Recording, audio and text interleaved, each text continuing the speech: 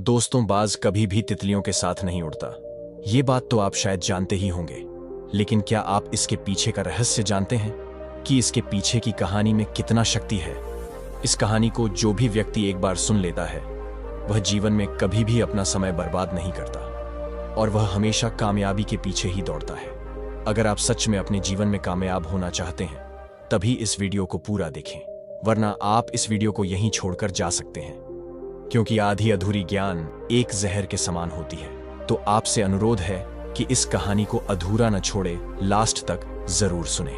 दोस्तों, हम अपने जीवन में कामयाब तो होना चाहते हैं, लेकिन हम अपने ही आसपास के कुछ ऐसी चीजों में फंस जाते हैं जिसकी वजह से हम कभी भी कामयाब नहीं हो पाते, या फिर हम यह कह सकते हैं कि हमें यह कामयाब ही नहीं होने देते। लेकिन दोस्तों, अगर आप सच में कामयाब होना चाहते हैं, तो आप एक बात का हमेशा गांठ बांध लीजिए कि बाज कभी भी तितलियों के साथ नहीं उड़ता। दोस्तों, आपने एक वाक्य तो सुना ही होगा कि अगर बाज की तरह उड़ना है तो आपको तितलियों का साथ छोड़ना होगा। दोस्तों, इसके पीछे की कहानी बहुत ही रोमांचक है, जिसे सुनने के बाद आप कामयाबी की ओर आगे बढ़ सकते हैं।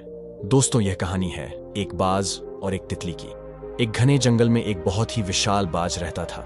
उसी जंगल में एक सबसे ऊंचा पेड़ भी था, जिस पेड़ में उसका एक बहुत बड़ा घोंसला था। उसी घोंसले में वह बाज रहा करता था। तभी कुछ दिन बाद उस घोंसले में बाज ने एक अंडा दिया, लेकिन अभी उस अंडे में से बच्चा नहीं आया था।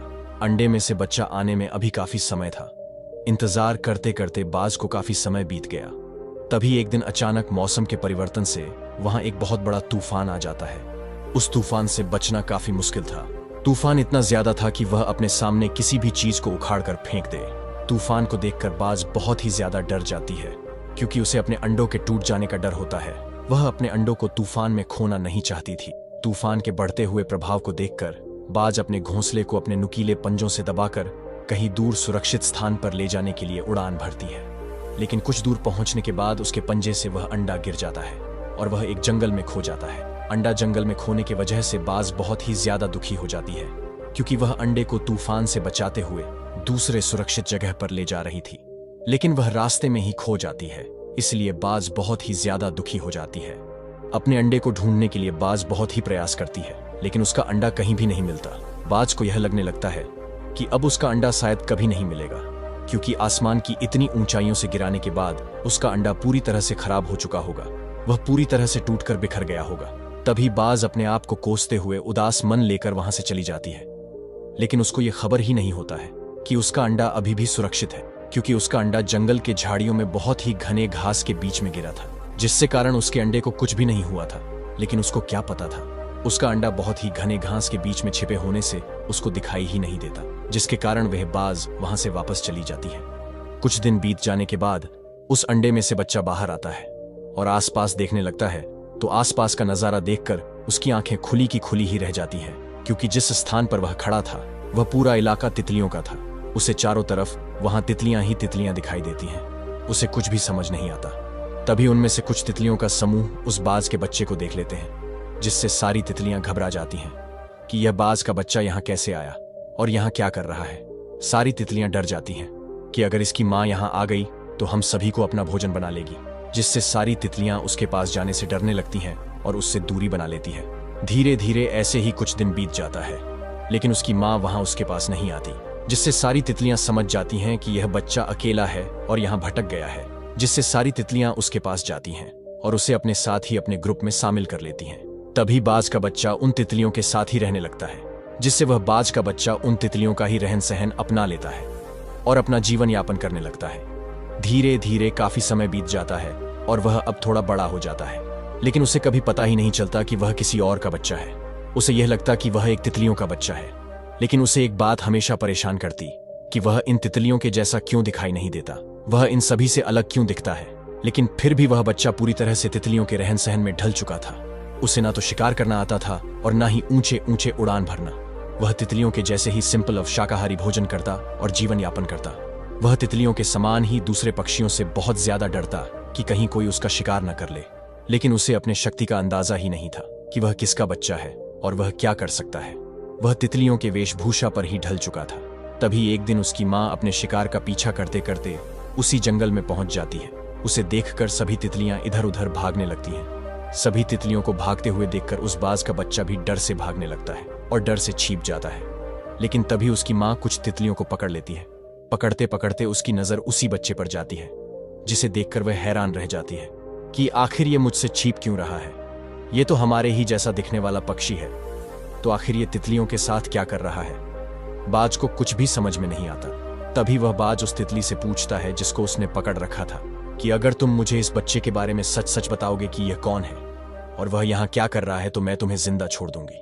तभी तितली अपनी जान बचाने के लिए उस बाज को सारी बातें बता देती है कि यह बाज का बच्चा यहीं रहता है। वह कुछ महीने पहले ही यहाँ जन्म लिया था, जिससे इसके माता पिता की कोई खबर न होने पर यह बचपन से हमारे साथ ही रह रहा है। तभी उसकी माँ यह बात सुनकर हैरान रह जाती है, क्योंकि यही वह जगह थी जिसके आसपास उसका अंडा गिरा था। उसकी माँ समझ गई थी कि यह मेरा ही बच्चा है। तभी उसकी माँ तितली को बोलती है कि यह मेरा ही बच्चा है, जो कि बहुत पहले यहीं खो गया था। तभी कुछ टाइम बाद उसकी माँ अपने बच्चे को लेकर अपने घोंसले में आ जाती है, लेकिन उसका स्वभाव और व्यवहार देखकर उसकी माँ हैरान रह जाती है, क्योंकि उसका स्वभाव और व्यवहार बाज की तरह बिल्कुल भी नहीं था। वह उन तितलियों के साथ रहकर उनके ही जैसा व्यवहार कर रहा था। उसे यह ज्ञात ही नहीं था कि वह सभी पक्षियों का राजा है, क्योंकि न तो उसे शिकार करने आता था और न ही ऊंची उड़ान भरने। वह एक डरपोक पक्षी बन चुका था। इस स्थिति में वह कैसे कहलाएगा सभी पक्षियों का राजा। उसकी माँ बहुत ही चिंता में पड़ जाती है। तभी उसकी माँ उसके इस स्थिति को देखकर उसे बदलना चाहती थी। तभी उसकी माँ उसे शिकार करना और ऊंची ऊंची उड़ान भरना सिखाती है। उसके माँ के द्वारा कुछ महीनों के ट्रेनिंग से वह पूरी तरह से शिकार करना और ऊंची ऊंची उड़ान भरना सीख जाता है, और वह अपनी माँ की तरह ही खतरनाक शिकारी पक्षी बन जाता है, जिससे वह अपनी माँ की तरह खुद ही बड़े से बड़े शिकार करने लग जाता है, क्योंकि उसके अंदर अब पहले से बहुत ही ज्यादा बदलाव आ चुका था। ये देखने के बाद उसकी माँ बहुत ही ज्यादा खुश होती है कि अब यह एक बाज कहलाने के लायक बन गया है। तो दोस्तों, इस कहानी का तात्पर्य यही है कि जब तक आप तितलियों का साथ नहीं छोड़ेंगे, तब तक आप अपनी योग्यता नहीं समझ पाएंगे। अगर आपको बाज की तरह उड़ना है, तो आपको तितलियों का साथ छोड़ना होगा। तितली का अर्थ आपके जीवन में कुछ भी हो सकता है। आपके आसपास के ऐसे दोस्त या फिर ऐसे रिश्तेदार जो आपको किसी भी तरह से एक सफल व्यक्ति बनने से रोक रहे हों, या फिर आपको आपकी योग्यता को समझने में बाधा उत्पन्न कर रहे हों, तो आपको ऐसे दोस्त और रिश्तेदारों से दूर ही रहना है। या फिर इसके अलावा आप अगर लड़का या लड़की के पीछे ज्यादा भागते हैं, तो फिर वह भी एक तितली के समान ही है, क्योंकि एक तितली कभी भी एक फूल में नहीं बैठती। वह हमेशा पहले से एक बेहतर फूल की तलाश में रहती है। इसलिए आपको भी इन सभी चीजों का त्याग करना होगा और ज्यादा से ज्यादा खुद को बेहतर बनाने में टाइम देना होगा। तभी आप एक सफल व्यक्ति बन सकते हैं, क्योंकि बाज कभी भी तितलियों के साथ उड़ने के लिए नहीं बना होता। अगर आपको भी बाज की तरह उड़ना है, तो आपको तितलियों का साथ तो छोड़ना ही होगा। तभी आप एक सफल व्यक्ति बन सकते हैं और अपने सपनों को साकार कर सकते हैं।